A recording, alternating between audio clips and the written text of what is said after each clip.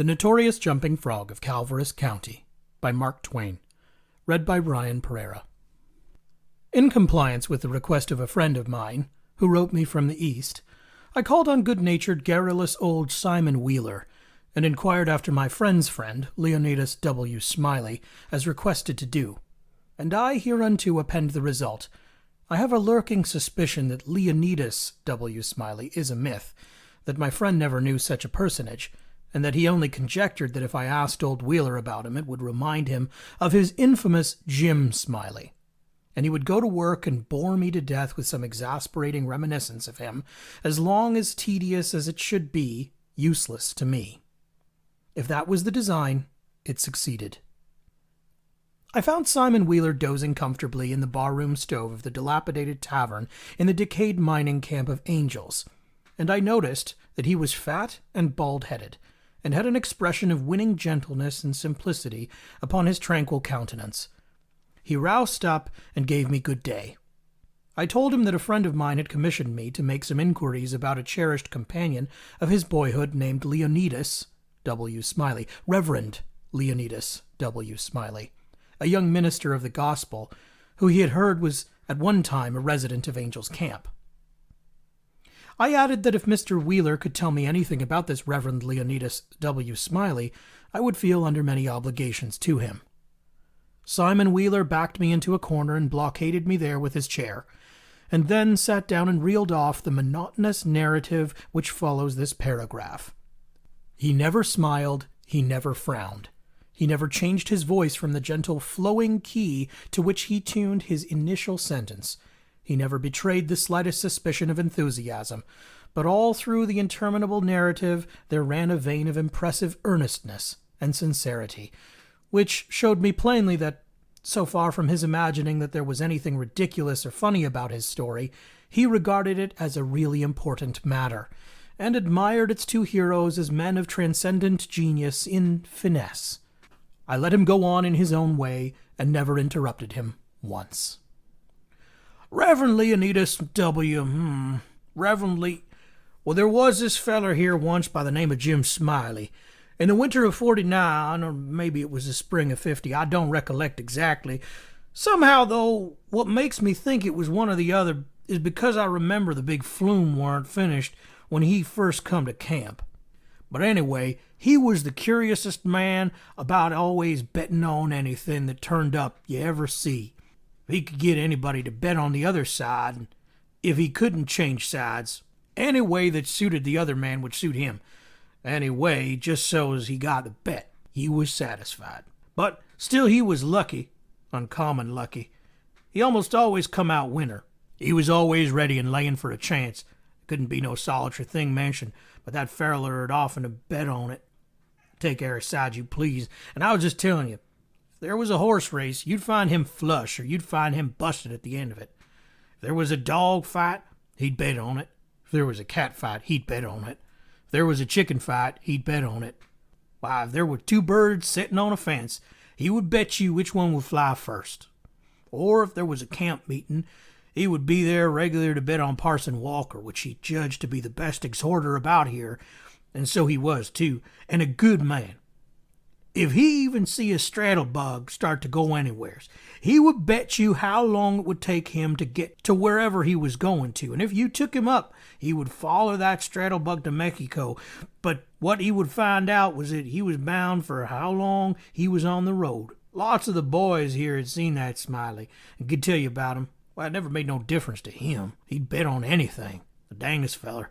Parson Walker's wife laid very sick once for a good while, and it seemed as if they weren't going to save her. But one morning he come in, Smiley up and asked him how she was, and he said she was considerable better, thank the Lord for his infinite mercy, and coming on so smart that with the blessing of Providence she'd get well yet. And Smiley, before he thought, says, well, I'll risk 2.5 she don't anyway. This year Smiley had a mare. The boys called her the 15-minute nag, but that was only in fun, you know, because of course she was faster than that. And he used to win money on that horse, for all she was so slow and always had the asthma or the distemper or the consumption or something of that kind. They used to give her 200 or 300 yards to start, then pass her under her way. But always the fag end. The race she'd get excited and desperate like and come cavorting and straddling up and scattering her legs around limber sometimes in the air and sometimes out to one side among the fences, kicking up M-O-R-E dust and raising M-O-R-E racket with her coughing and sneezing, blowing her nose, and always fetch up at the stand just about a neck ahead, as near as you could cipher it down. And he had a little small bull pup that to look at him you'd think he weren't worth a cent, but to sit around and look ornery and lay for a chance to steal something. But as soon as money was up on him, he was a different dog. His underjaw would begin to stick out like the forecastle of a steamboat, and his teeth would uncover and shine like the furnaces. And a dog might tackle him and bullyrag him and bite him, throw him over his shoulder 2 or 3 times. And Andrew Jackson, which was the name of the pup, Andrew Jackson would never let on that he was satisfied and hadn't expected nothing else, and the bets being doubled and doubled on the other side all the time, till the money was all up. And then all of a sudden he would grab that other dog just by the gin of his hind leg and freeze to it. Not chaw, you understand, but only just grip and hang on till they throwed up the sponge, if it was a year. Smiley always come out winner on that pup, till he harnessed a dog once that didn't have no hind legs, 'cause they'd been sewed off in a circular saw. And when the thing had gone along far enough and the money was all up, and he'd come to make a snatch for his pet Holt, he'd see in a minute how he'd been imposed on, and how the other dog had him in the door, so to speak. And he appeared surprised, and then he looked sort of discouraged like, and didn't try no more to win the fight, and so he got shooked out bad. He give Smiley a look as much to say his heart was broke, and it was his fault for putting up a dog that hadn't no hind legs for him to take a hold of, which was his main dependence in a fight. And then he limped off a piece and laid down and died. He was a good pup, that Andrew Jackson. Would have made a fine name for himself if he'd lived. But the stuff was in him, and he had genius, I know it, because he had no opportunities to speak of, and it don't stand to reason that a dog could make such a fight as he could under them circumstances if he hadn't no talent. It always makes me feel sorry when I think of that last fight of his and the way it turned out. Well, this year Smiley had rat terriers and chicken cocks and tomcats and all them kind of things, till you couldn't rest and you couldn't fetch nothing for him to bet on, but he'd match you. He catched a frog one day, took him home, and he callated to educate him. And so he never done nothing for 3 months but sit in his backyard and learn that frog to jump. And you bet he did learn him, too. He'd give him a little punch behind, and the next minute you'd see that frog whirling in the air like a donut. See him turn one somerset, or maybe a couple. If he got a good start, come down flat-footed and all right, like a cat. Got him up so in the matter of catching flies, and keep him in practice so constant that he'd nail a fly every time as far as he could see him. Smiley said all a frog wanted was an education, and he could do most anything, and I believe him. Why, I've seen him set Daniel Webster down here on this floor.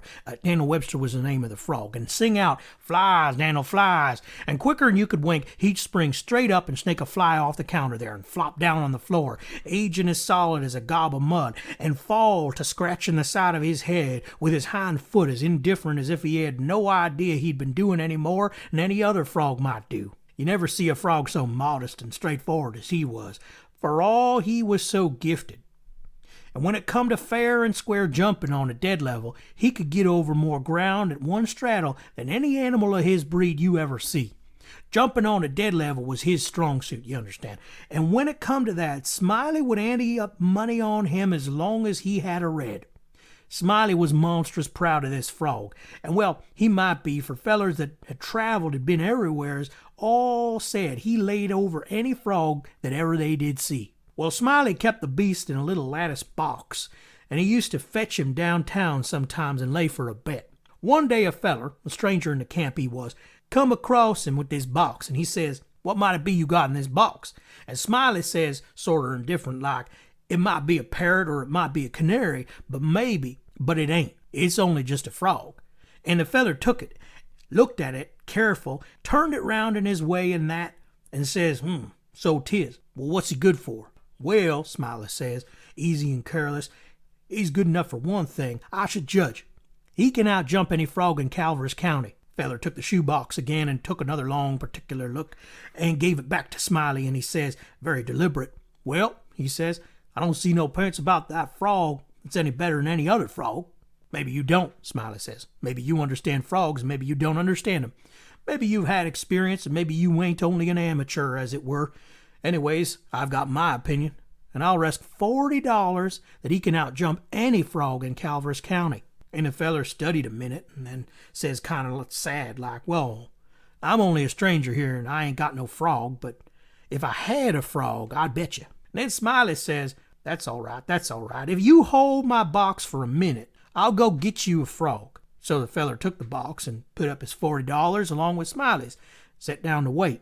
So he sit there a good while thinking to himself, and then he got the frog out and prized his mouth open and took a teaspoon and filled him full of quail shot. Filled him pretty up near to his chin, set him on the floor. Smiley, he went to the swamp and slopped around in the mud for a long time. Finally, he catched a frog and fetched him in and give him to this feather and says, now, if you're ready, set him alongside old Daniel with his forepaws just even with Daniel's, and I'll give the word. Then he says, 1, 2, 3, get. And him and the feller touched up the frogs from behind, and the new frog hopped off lively, but Daniel give a heave and hoisted up his shoulders so like a Frenchman, but it wasn't no use. He couldn't budge. He was planted as solid as a church, and he couldn't no more stir than if he was anchored out. Smiley was a good deal surprised, and he was disgusted too, but he didn't have no idea what the matter was, of course. The feller took the money and started away, and when he was going out the door, he sort of jerked his thumb over his shoulder so at Daniel and says again, very deliberate, well, he says, I don't see no points about that frog that's any better than any other frog. Smiley, he stood scratching his head and looking down at Daniel all a long time. And last he says, I do wonder what in the nation of that frog throwed it off for. I wonder if there ain't something the matter with him. Appears to look mighty baggy somehow. And he catched Daniel up by the nape of the neck, hefted him up, and says, why, blame my cats if he don't weigh 5 pounds. Turned him upside down, and he belched out a double handful of shot. And then he see how it was. He was the maddest man, and he set that frog down and looked out after that feller, but he never catched him. Here Simon Wheeler heard his name called from the front yard, and got up to see what was wanted. And turning to me as he moved away, he said, just sit where you are, stranger, and rest easy. I ain't going to be gone a second.